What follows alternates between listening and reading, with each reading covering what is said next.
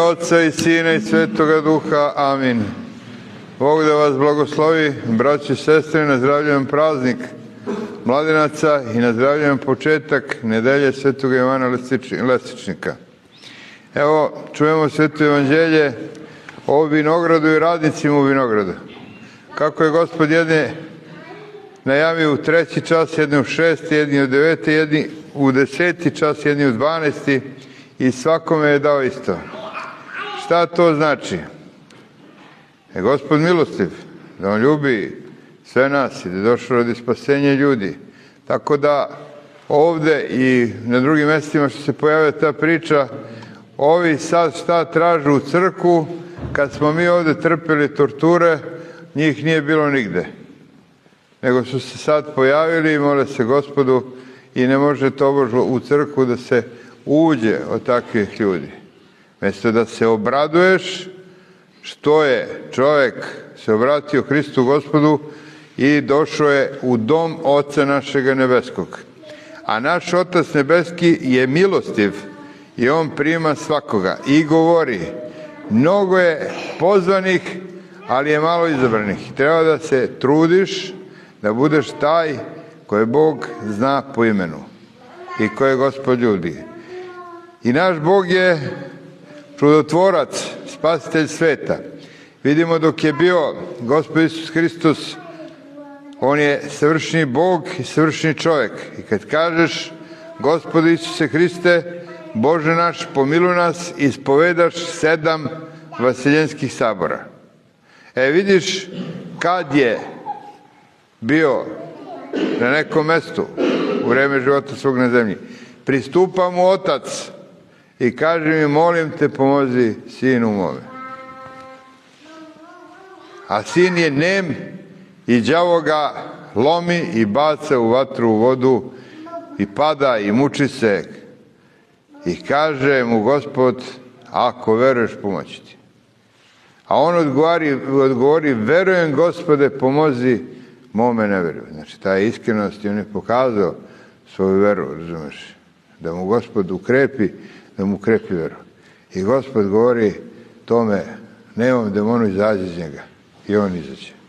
Čovjek bio namučen i siluje i vlast Gospod pokazao nad demonima.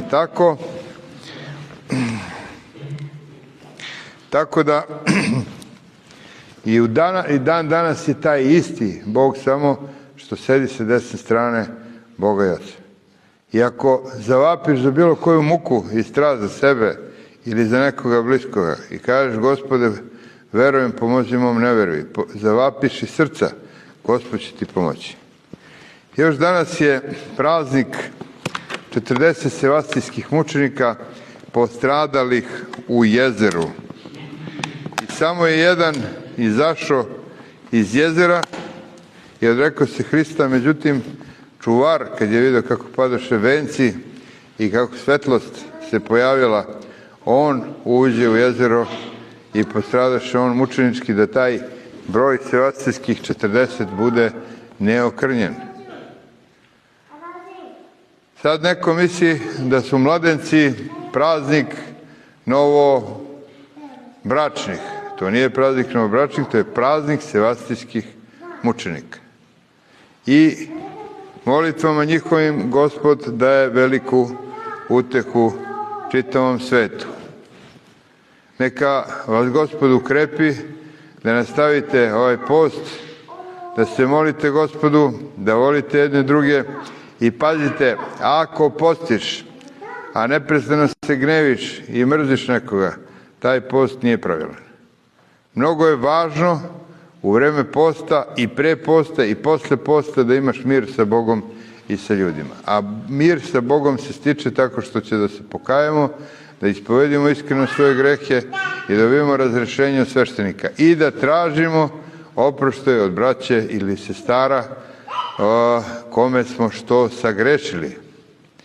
I šta je mnogo bitno? Bitno je da čovjek sad ne misli: ovaj nije dostojan da mu ja oprostim, ili trebam samo da mu se javim i to da mu pružim ruku, ali ja ga ne uvažavam i ne cenim i poštujem. Prvo, to nije stav hrišćanski, jer ne znaš ko kakvu muku ima. i ko kakvu borbu ima. I s tim stavom ne uvlačiš na sebe i muku i borbu toga čovjeka.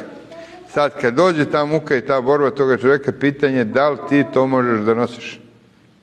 Pa da te ne obori, da ne padneš u očajanje. Bolje da oprostiš i da staviš sud našem Gospodu, da on sudi i tebi i njemu, i tebi nek sudi za milosrđe, za milost i za ljubav, a kome nek sudi za žestoko srca, za gnev, za ko zna šta drugo. I to nije naša stvar. Naša je stvar da volimo svakoga i da svakome oprostimo.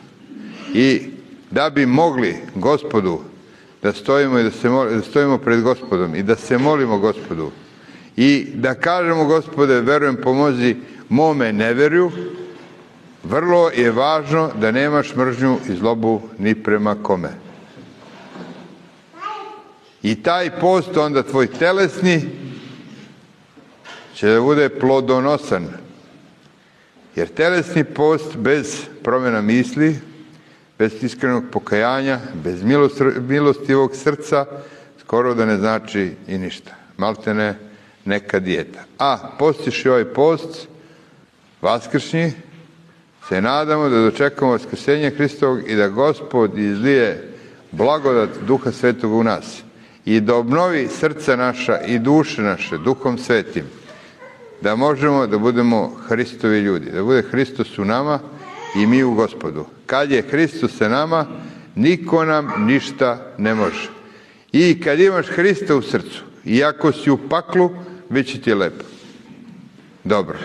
Bilo gde da si, sa Hristom svuda, bez Hrista nigde. Neka vas Gospod blagoslovi i ukrepi za ovaj časni post.